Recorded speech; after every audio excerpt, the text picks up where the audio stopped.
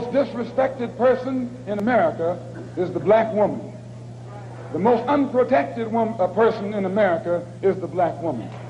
The most neglected person in America is the black woman. And as Muslims, the Honorable Elijah Muhammad teaches us to respect our women and to protect our women. And then the only time a Muslim really gets real violent is when someone goes to molest his woman.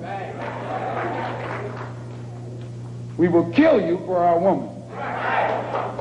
I'm making it plain, yes. We will kill you for our woman.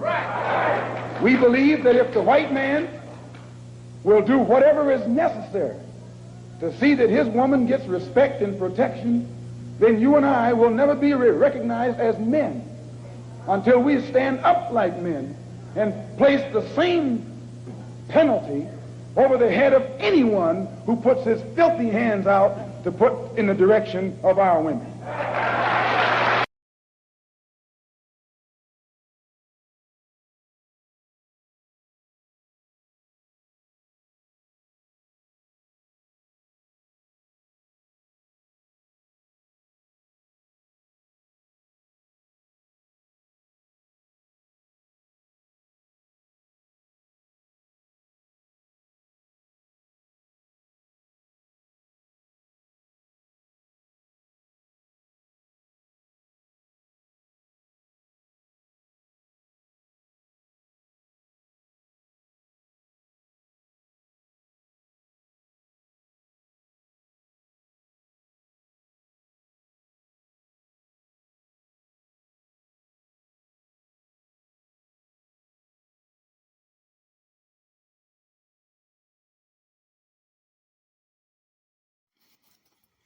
I had the privilege and opportunity to review comments made for several shows that I recently have done for Field to Rim podcast that include but are not limited to the Scottie, Barnes, and Naria scenario.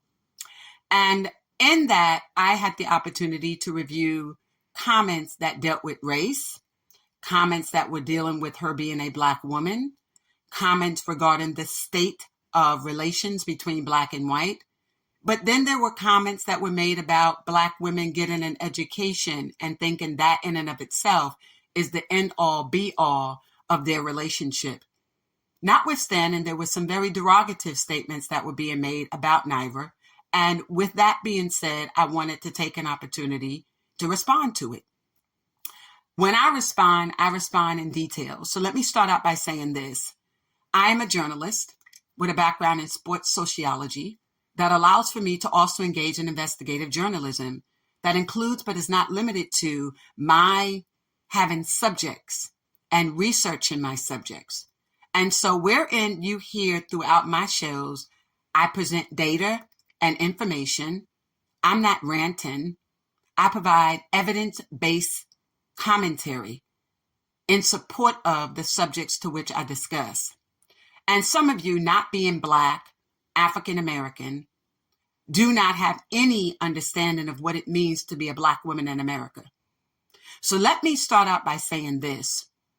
Every bit of commentary that I present is done through the vein of supporting, uplifting, amplifying the voices, the lifestyle, and the condition of Black women in America and throughout the diaspora.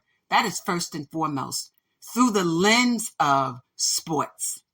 Field to Rim covers every aspect of sports, business, finance and marketing, the education of business, and the education of sports as a business through athletics. And we believe that sports and culture collide, and they do. And that is the crux of a sociologist. What is the impact of this particular subject on society? So let me do this. Let me first answer a question about, is this about race and why is this about race? In order for anyone to ask that question, such as Mr. Brave 29, Rocco Fan, I love to sing, I'm going to get through as many of the comments and your handles as possible. Let me first start by stating that I know that those handles are the handles of white people although you tried to cosplay as though you were a black man, Rocco fan, asserting that you were married for 21 years.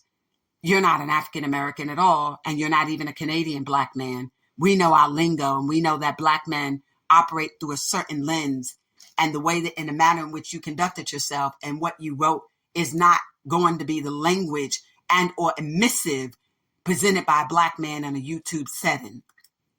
Mr. Brave 29 is a white female and or gay Indian or white gay male because they took 5 slangs that ideally would never be used in the context in which they are, in an effort to present them to me in a question that asked as follows, quote, "This is a fake outrage sisterhood by a bunch of Karens." Those have 5 different meanings. Black people would never in and of themselves equate another black woman to a Karen. The term Karen is used to define white middle-aged women. It was a term that first was developed, if you will, on what is now X, but it was formerly quote unquote Black Twitter. And it was white women who present themselves in a controlling manner. Anyone that listens to me know that I represent and have always represented black women. I'm not a Karen. Karen are middle-aged women. I'm not middle-aged. Notwithstanding, Karens are individuals who speak in an authoritative manner on subject matter to which they're not privy to, and it relates to another race. I speak about what I know, when I know, how I know, and I apply what we do every day as being black in America and throughout the diaspora. Then you use a term of fake sisterhood. That has 2 different lingos, 2 different terms. They have different representations. So you're trying to present yourself as one representing the Gen Z generation, for which you are not. We'll talk later. And I know that you, Mr. Brave 29, have a special personal connection to Naira. I don't know if, in fact, you're actually trying to be Scottie Barnes, or if you are Alyssa or someone in that circle trying to present your questions in a way that represent that, or if you're doing what other white women have been doing on black platforms, including but not limited to the LSA platforms, and that is coming in trying to infiltrate our platforms in a way that you create negative commentary to create diversity and division. And I'll get to I love to sing. That sounds like an Alyssa. I mean, we know that she was a failed rocker, failed TikToker who needed someone to knock her up at this late stage of her life. So her questions and the commentary that she presents about black women with race and why are we attacking Scottie based on race, we're not doing any of that. So I wanted to preface what I had to say for this show, my response to my Scottie Barnes fans. This is Lisa Hampton. Let me proceed. Let me start by saying this. What does it mean to be black and woman in this world? We're not the creators of racism. We don't create the Great Divide. We don't create and or manifest inequities and inequalities in healthcare, housing, education, employment, military, maintenance and or support services. Black people don't do that. We're not the creators of that. We don't create a functionality that denies people access based upon their race. We did not do that. Black people cannot be racist. We are the victims of racism, but we attempt to be victors despite that. So wherein one wants to question me and ask, why are you making this relationship with Scottie Barnes about race? It is because I look through it through a lens as a black woman, and I provide commentary through the lens of what I would want if Naira was my sister, if she were my daughter, if she were my sorority sister and or friend. I provide the commentary through the lens of which I have a platform to do that, and I reach people like yourself, didn't I? We don't have to live in excuses, deny, and justification about our blackness, and we will not do that. Nor will we allow our black men to weaponize blackness to their advantage, keeping black women on standby, allowing us to provide them with programs, services, and defend their honor while they fail and neglect to defend ours. Malcolm X once said that black women were the least protected women on the planet, and sometimes the most disrespected. We expect that from white men, but not from our own. So let me be clearer. Wherein a Scottie Barnes lived in the ghetto, the hood, and didn't have anyone but black women in his corner. Those black women from middle school to high school to college that perfected him, loved him, protected him. And then in the same year, 2024, that he is due an extension contract, he chooses to sign it and then sign off on the black woman in his life. And you think we're supposed to be silent about that? That's not going to happen, and we should not be. So no, this is not whether he owes Naira anything. No, it's not through that lens. It's about him owing her respect. This is not about a monetary that does he have to pay her for the fact that she helped him through high school academically, that she graduated at the top of her class, an honor student, could have gone to any college in the United States, including Ivy League, but he wanted her to stay and go to Florida State University just like him, a school that is not considered one of the prominent schools in this country, but she did that for him with hopes and aspirations that he too one day might be able to live his dream. So she deferred her own. And he was one and done and entered the NBA. And then she went on to complete her studies to graduate from Florida State University with honors.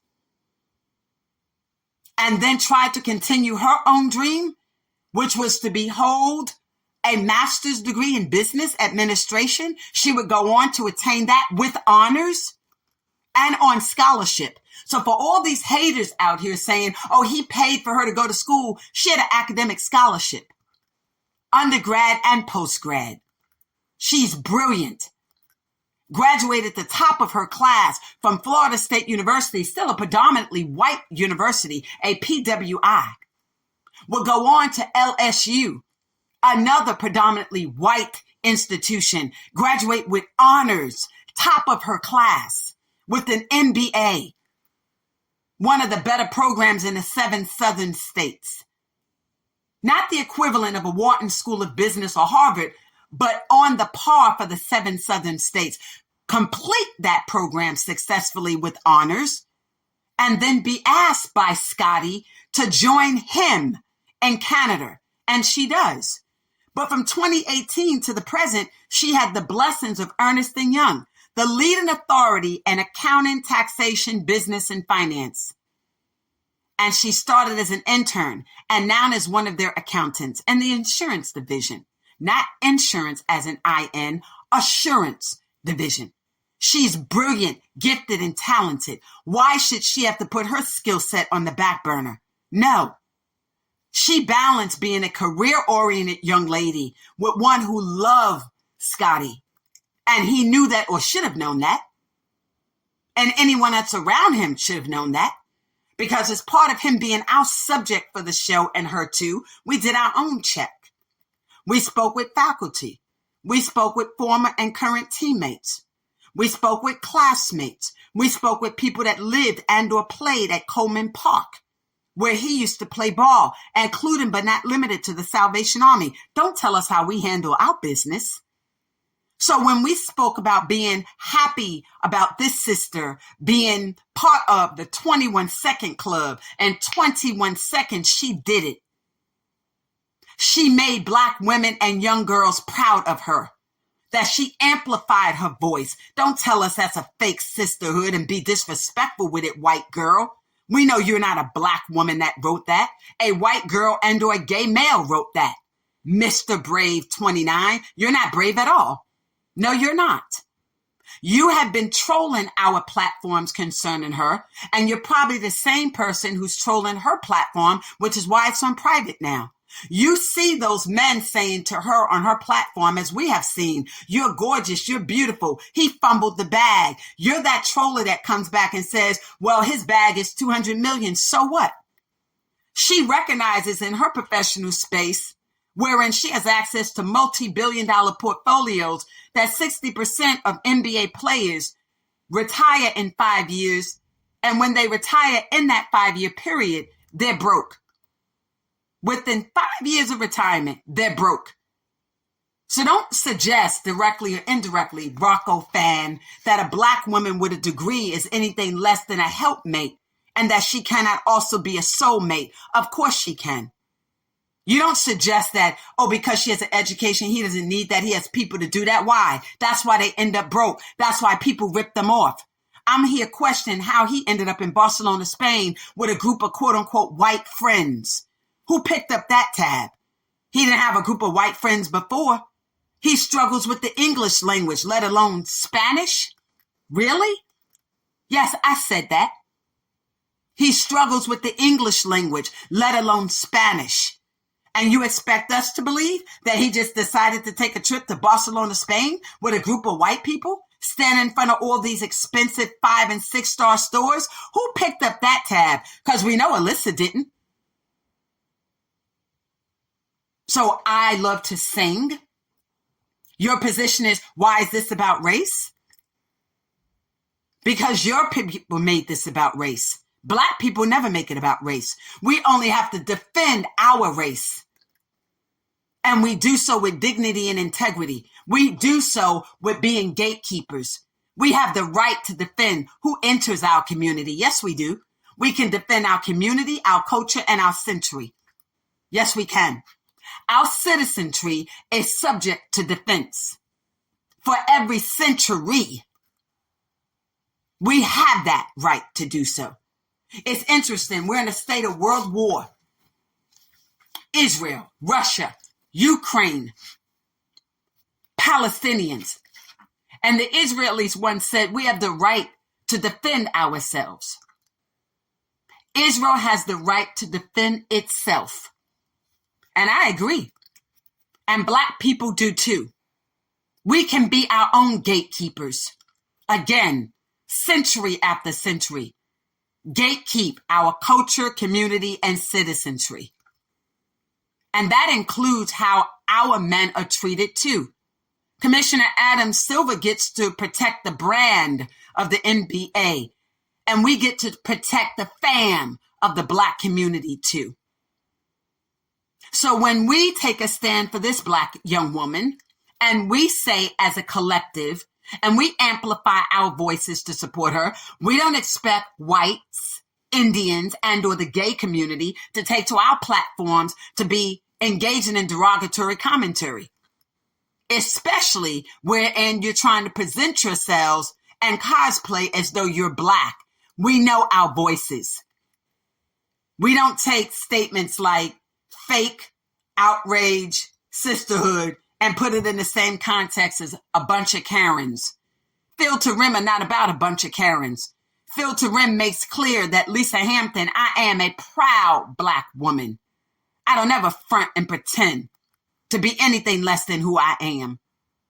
So you're never going to hear us pretend to be and to present ourselves as a quote unquote Karen. Karen also presents herself as one who's privileged. We don't do that here. Not at all. So stop trying to front and be Black. You all are always trying to misappropriate our lingo, our slang. By the time you catch up with it, it's already 2 years old. We have been using the term Karen since 2022. Trust that. It's late. We don't even use that term. So from 2020 to 2022, and that incident wherein one used Karen was a white woman who used it in an effort to suggest that she, in fact, had witnessed the act of a Karen, so she posted it to the former Twitter. I think you know where I'm going with this, Mr. Brave 29. There's nothing brave about you, and you're not a mister. Now, let me talk about the struggles of Black women in America and around the world, lest you all are confused. We went from no pay to low pay to struggling every day just to make a way. We were enslaved as a people. In 1619, we started as one group of 20 who were supposed to be indentured servants in the Old Dominion in Virginia, ultimately resulting in millions of Black women and children and men being enslaved in the Americas. And yet some of you Canadians tend to think that you offered us the North freedom wherein they experience as much racism and brutality in Canada as they did in the United States. So save us this "we are free here in Canada and Canadians are different" nonsense. We're not trying to have that either. You all are racist bigots, and we have read it, we've seen it, and the commentary as it pertains to how you perceive this Black woman and her relationship with Scottie Barnes. You all are disgusting in your commentary too. But you're angry that we've been able to take to social media to defend our honor, to protect our young women, and to make sure our voices are amplified. And just the same way y'all take on LSA platforms and other platforms that are made for Black women, by Black women, with Black women in mind, and the support every now and then of Black men, you take on those platforms and do the same thing. You become disruptors, distractors, opportunists, trying to create threads and conversation that are derogatory and demeaning. You're hateful. We don't understand why you pursue the Black man to give birth to Black children. That's why your children are born confused. One of the reasons why suicide is so dominant right now in the Black community among youth, look at the race of those youth, biracial, and those connected and associated, because you all are confused. You bring drama to our community. We already deal with enough disparity and discrimination, inequity and inequality. We don't need you to bring that back to our front door, mixed with your own emotionalism. But I get it.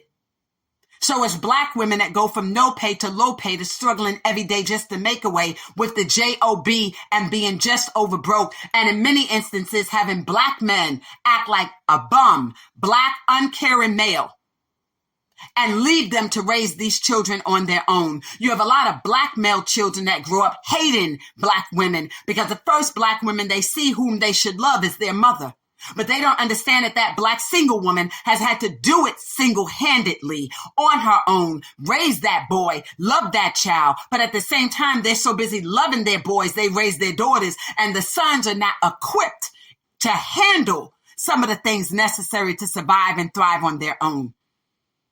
And unfortunately, they have the anger and the bitterness. And when they look to this Black woman, they think of all the hell they think they experienced living in a home with a single parent being raised by that Black mother, not understanding that she did any and everything that she could do to help him to survive and thrive. So they look at her and they equate Black women to poverty, to sickness, to disease, to struggle, to anger and bitterness. That's how some emphasis on some Black men see Black women. So as soon as that Black male child gets on his own, he wants to get as far away from that Black woman as possible. But he doesn't hold the Black man accountable and responsible for why his mother may have had to deal with him in the way that she has. He's not able to decipher and differentiate, if you will, between the Black woman that has to be the Black mother and the Black woman that wants to love him as the first love of his life. He's not able to differentiate the two. So he deals with the one that he sees that had to be the mother, that didn't allow him to be the man of the household. Or at some point felt like she quashed his manhood. So he doesn't give those Black women the benefit of the doubt. Black women are raised to be independent, to hold up the entire sky, to be protectors of the Black man. That's the maternal order in us. But we don't get the same from our Black men, not all of them. I recently heard Ryan Clark uplift and esteem Black women. Thank you. We appreciate that. Maybe others could learn from that. But to your point also, there are too many voices and background noise targeting the Black community. So let's talk about some of the commentary that you also put online with regard to these Black men say that Black women have fake eyelashes, fake this, fake that. They get tired of the fakeness. The devil is a liar. We don't have the bunch of Kim K's in our community. You all started with the fake lips, fake hips, fake tits, all in an effort to pursue the Black males, you know what, and that rhymes too. Let me tell you what Black men tell us about you. Black men tell us they can't tear into the hole, the anus of Black women like they can white girls. that y'all suck and fuck and swallow, and y'all do all of that for them. They can't get black women to do that unless she's a trick or a whore, but they can get it from y'all. And they look for y'all to do it. They can leave y'all with gaping holes. See, they tell us things too. So don't sit there and think y'all can keep taking to our platforms and disrespect us and degrade us and devalue us. No, we hear from our men about what they get from y'all too. But we also learned something else from our black men about what they get from black white girls who are whoring. Y'all don't have to be tricks to do it. So why not? If they want to do that, they may have to find a black girl to pay to do it with. They say y'all come ready doing it for free. Y'all start as early as elementary. Oh, y'all in Canada. Y'all think y'all invented hip hop. Yeah, let me let this mic drop. Yeah, like that ball on 42nd. Yeah. Y'all think y'all invented hip hop because y'all got Drake? How's that so funny? He's a rat. He talked to the Jakes. Yeah, that's how they get that record make. Y'all can't talk to us like we don't know. We don't keep mud on our face. No, not at all. Not at all. And we're going to be unapologetic for the fact that we don't get mud on our face and we don't have a potty mouth. We don't let a man sit his ass on our faces and have bowel movements released in our mouth. And let me say this also, and let me be very, very clear. Let me let you listen to this in the ear, in your ear. We don't let them spute out in our mouth either. Not unless they tricks and go up their ASS and back up the H, yeah, that rhymes too. And put them on their knees and pull peanut butter off, they DICK. Don't you dare come on our platforms talking nonsense about black women. Like they come to you as black men because they value, love, and respect you. They go to you to get what black women won't give to them. So let me tell you the other thing they tell us they could do. A lot of our gay, bisexual black men said that y'all will be their beards, where they can manifest themselves in a corporate setting or maybe even in the sports world as real men, because y'all will let them be your beards. They're covered. They could be homosexual and engage in homosexual activities, but y'all pretend to be the wives and even give them 1 or 2 children and still let them go in your anuses. Oh yeah, what Usher doing? Wasn't Usher with men too? Yeah, didn't he recently get a white wife? Yeah, beard? Yeah, I said it. Yeah, I'm going to give you a minute to think about it. Thank you. Black women love our black men. But like I said, we won't let them weaponize their blackness to mentally, emotionally, psychologically, and or physiologically abuse us. Nor will we allow you white women to come onto our platforms and pretend and cosplay either and create dialogue to be distractors and distributors of hate and disseminate it. Not on my platform. No, you will not. So you want to know about what it means to be black in America? It means to be the strongest woman on the planet. No other woman on the planet in the history of the planet has ever endured what the black woman has endured. None of you have the strength to do it. Not any of you have the history behind it. None of you. Ours is biblical.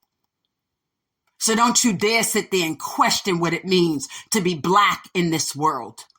You don't have it in you. You might have the black male penis in you, but you don't have us in you. You might produce a half-breed child, but you don't produce a black child. In my gatekeeper's voice. So when y'all hear this, y'all say, ooh, that's racism. Oh, no. That's amplifying the voice of the black community. That's the ability to do it and don't need sponsors to do it. So let's talk about this commentary or how our black men have fell in love with you. Is that what y'all said about Scottie Barnes? Really? Is that what y'all think happened? Alyssa Rae Holmes was an escort with an NDA, non-disclosure agreement, a plan B type chick, a whore. Just like Paul George girl was a whore, a busted wide open stripper. Y'all stop all of this soccer mom nonsense. Oh, she's a blonde girl. Get out of here. Clutch Points and others have taken her picture and made it 5 times darker. But isn't this something that's interesting? Why isn't this TikToker showed us what she looked like pregnant? She on all these TikToks for years. She been on these platforms for years, showing her body and herself. Why haven't we seen what she looked like pregnant?